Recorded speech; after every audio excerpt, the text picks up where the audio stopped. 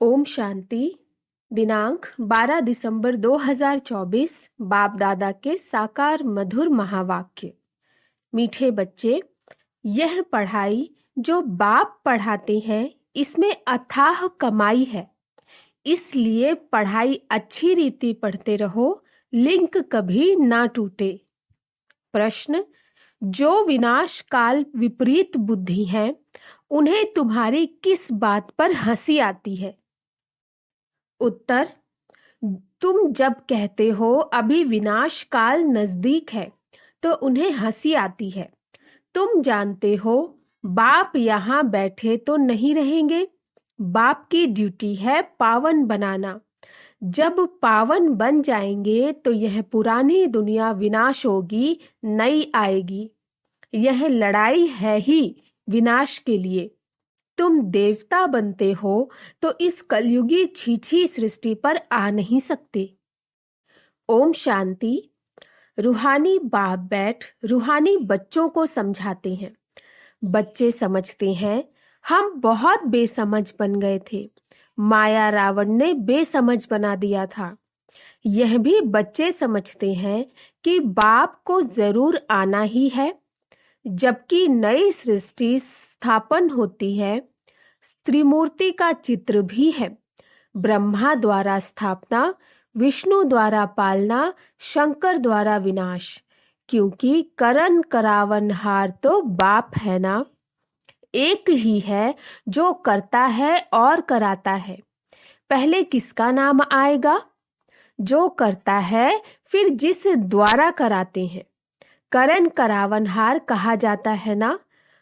ब्रह्मा द्वारा नई दुनिया की स्थापना कराते हैं।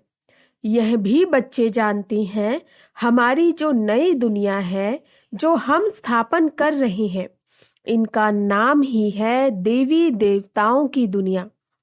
सतयुग में ही देवी देवता होते हैं, किसी और को देवी देवता नहीं कहा जाता।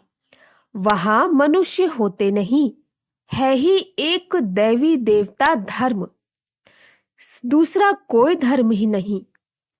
अभी तुम बच्चे स्मृति में आए हो कि बरोबर हम देवी देवता थे।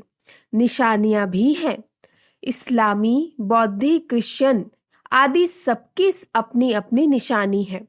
हमारा जब राज्य था तो और कोई नहीं था। अभी फिर और सभी धर्म है, हमारा देवता धर्म है नहीं। गीता में अक्षर बड़े अच्छे अच्छे हैं, परंतु कोई समझ नहीं सकते। बाप कहते हैं विनाश काले विपरीत बुद्धि और विनाश काले प्रीत बुद्धि। विनाश तो इस समय ही होना है। बाप आते भी हैं संगम युग पर, जबकि चेंज होती है।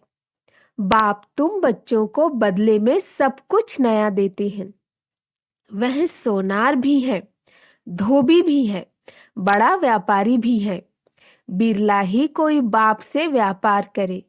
इस व्यापार में तो अथाह फायदा है। पढ़ाई में फायदा बहुत होता है। महिमा भी की जाती है कि पढ़ाई कमाई है, वह भी जन्म जन्मांतर के लिए कमाई है। तो ऐसी पढ़ाई अच्छी रीति पढ़नी चाहिए ना। और पढ़ाता भी बहुत सहज हूँ। सिर्फ एक हफ्ता समझकर फिर भल कहाँ भी चले जाओ, तुम्हारे पास पढ़ाई आती रहेगी, अर्थात मुरली मिलती रहेगी। तो फिर कभी लिंक नहीं टूटेगी। यह है आत्माओं की परमात्मा के साथ लिंक।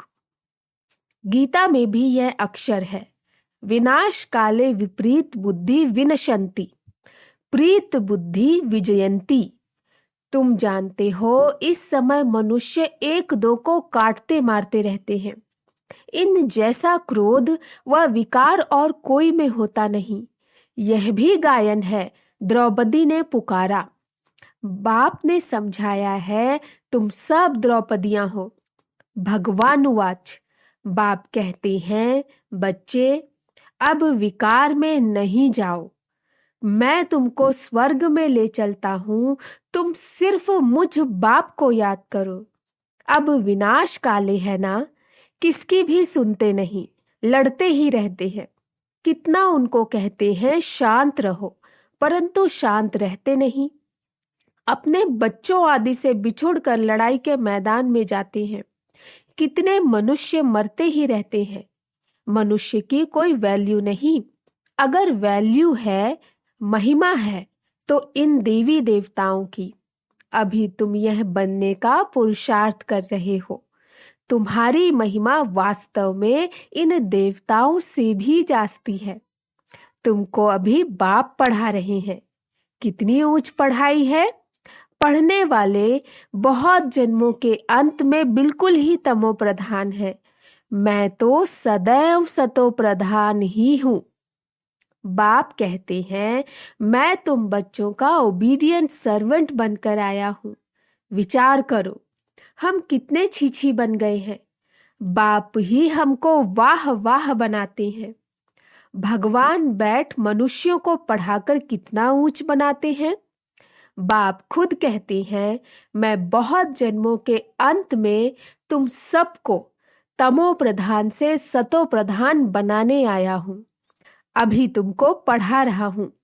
बाप कहते हैं, मैंने तुमको स्वर्गवासी बनाया, फिर तुम नरकवासी कैसे बने? किसने बनाया? गायन भी है, विनाश काले विपरीत बुद्धि विनशंति, प्रीत बुद्धि विजयंती। फिर जितना जितना प्रीत बुद्धि रहेंगे, अर्थात बहुत याद करेंगे, उतना तुम्हारा ही फायदा है। लड़ाई का मैदान है ना। कोई भी यह नहीं जानते कि गीता में कौन सी युद्ध बताई है। उन्होंने तो फिर कौरवों और पांडवों की युद्ध दिखाई। कौरव संप्रदाय, पांडव संप्रदाय भी है, परंतु युद्ध तो कोई है नहीं। पांडव उनको कहा जाता जो बाप को जानते हैं, बाप से प्रीत बुद्धि है। कौरव उनको कहा जाता जो बाप से विपरीत बुद्धि है। अक्षर तो बहुत अच्छे अच्छे, समझने लायक है। अभी है संगम युग। तुम बच्चे जानते हो, नई दुनिया की स्थापना हो रही है। बुद्धि से काम लेना है। अभी दुनिया कितनी बड़ी है। सतयुग में कितने थोड़े मनुष्य होंगे। छोटा झाड़ होगा ना, वह झाड़ फिर बड़ा होता है। मनुष्य सृष्टि रूपी यह उल्टा झाड़ कैसे है, यह भी कोई समझते नहीं। इनको कल्प वृक्ष कहा जाता है। वृक्ष का नॉलेज भी चाहिए ना। और वृक्षों का नॉलेज तो बहुत बहुत इजी है, झट बता देंगे। इस वृक्ष का नॉलेज भी ऐसा इजी है, परंतु यह है ह्यूमन वृक्ष, मनुष्य झाड़। मनुष्यों को अपने वृक्ष का पता ही नहीं पड़ता। कहते भी हैं गॉड इज क्रिएटर, तो जरूर चैतन्य है ना। बाप सत्य है, चैतन्य है, ज्ञान का सागर है। उनमें कौन सा ज्ञान है, यह भी कोई नहीं समझते। बाप ही बीज रूप चैतन्य है, उनसे ही सारी रचना है। तो बाप बैठ समझाते हैं, मनुष्यों को अपने झाड़ का पता नहीं, और झाड़ों को तो अच्छी रीति जानते हैं। झाड़ का बीज अगर चैतन्य होता तो बतलाता ना, परंतु वह तो है जड़। तो अब तुम बच्चे ही रचता और रचना के राज को जानते हो। यह सत्य है, चैतन्य है, ज्ञान का सागर है। चैतन्य में तो बातचीत कर सकते हैं ना। मनुष्य का तन सबसे ऊंच अमूल्य गाया जाता है। इनका मूल्य कथन नहीं कर सकते। बाप आकर आत्माओं को समझाते हैं, तुम रूप भी हो, बसंत भी हो।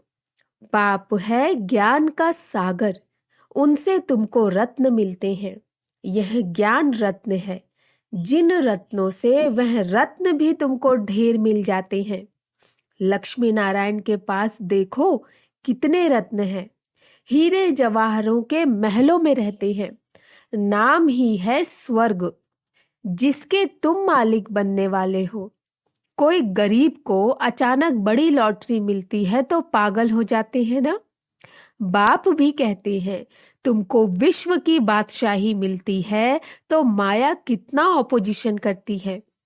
तुमको आगे चल पता पड़ेगा कि माया कितने अच्छे अच्छे बच्चों को भी हप कर लेती है, एकदम खा लेती है।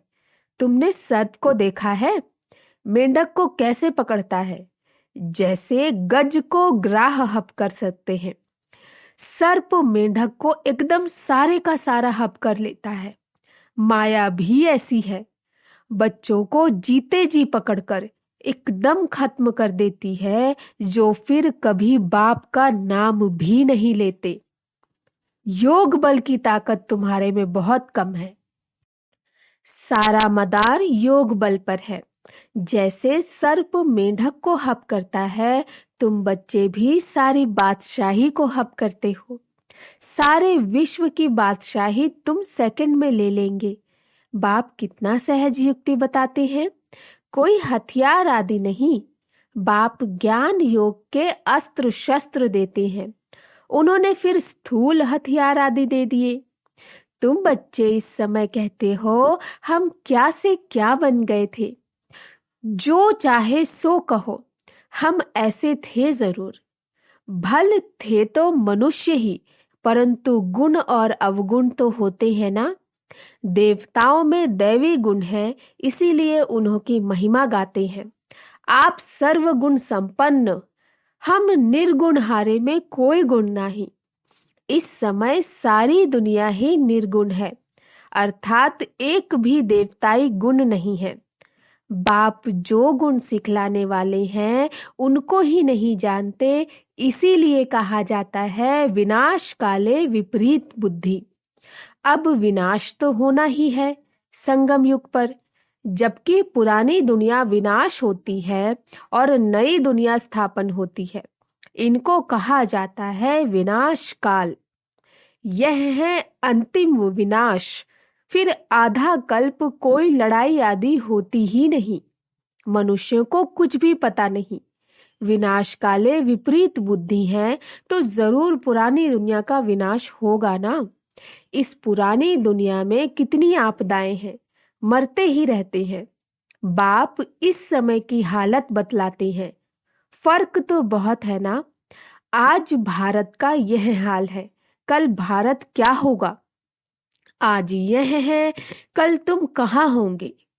तुम जानते हो पहले नई दुनिया कितनी छोटी थी।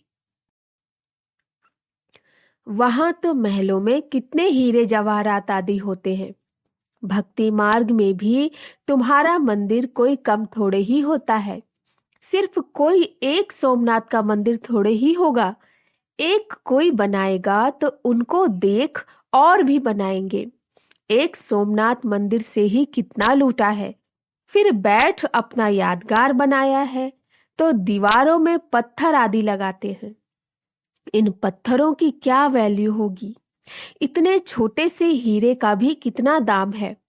बाबा जौहरी था, एक रत्ती का हीरा होता था 90 रुपया रत्ती। अभी तो उसकी कीमत हजारों रुपया है, मिलते भी नहीं।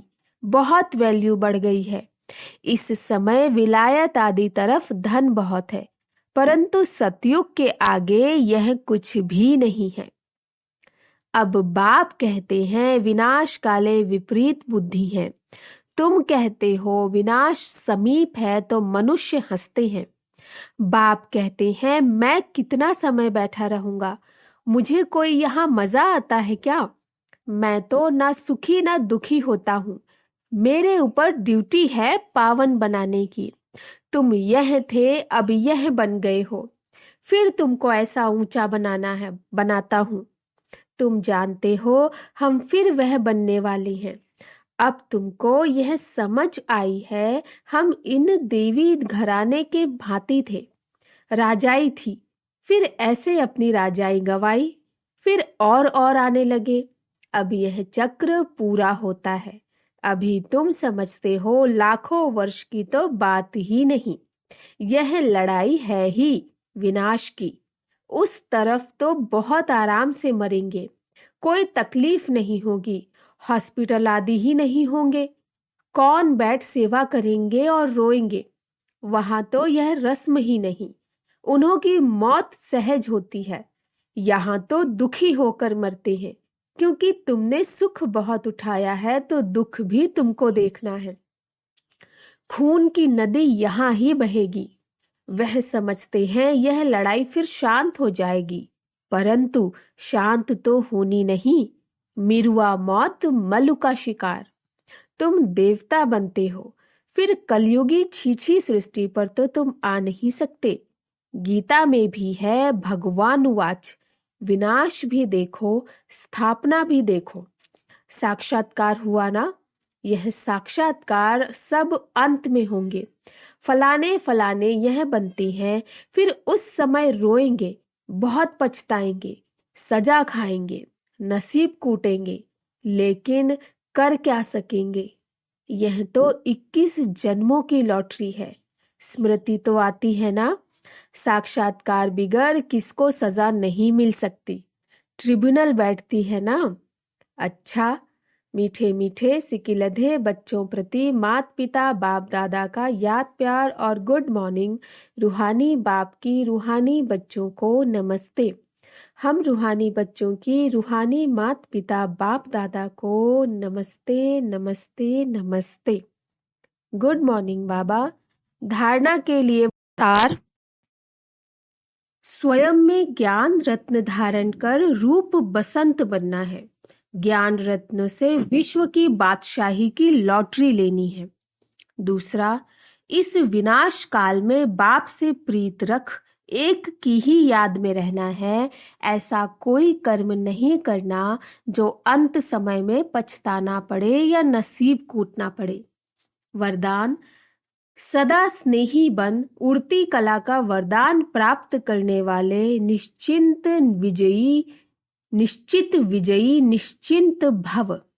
सदा स्नेही बन उड़ती कला का वरदान प्राप्त करने वाले निश्चित विजयी निश्चिंत भव। स्नेही बच्चों को बाप दादा द्वारा उड़ती कला का वरदान मिल जाता है। उड़ती कला द्वारा सेकंड में बाप दादा के पास पहुंच जाओ तो कैसे भी स्वरूप में आई हुई माया आपको छू नहीं सकेगी। परमात्मा छत्र छाया के अंदर माया की छाया भी नहीं आ सकती। स्नेह मेहनत को मनोरंजन में परिवर्तन कर देता है। स्नेह हर कर्म में निश्चित विजयी स्थिति का अनुभव कराता है।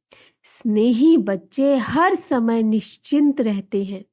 स्लोगन, नथिंग न्यू की स्मृति से सदा अचल रहो तो खुशी में नाचते रहेंगे। नथिंग न्यू की स्मृति से सदा अचल रहो तो खुशी में नाचते रहेंगे। अच्छा, ओम शांति।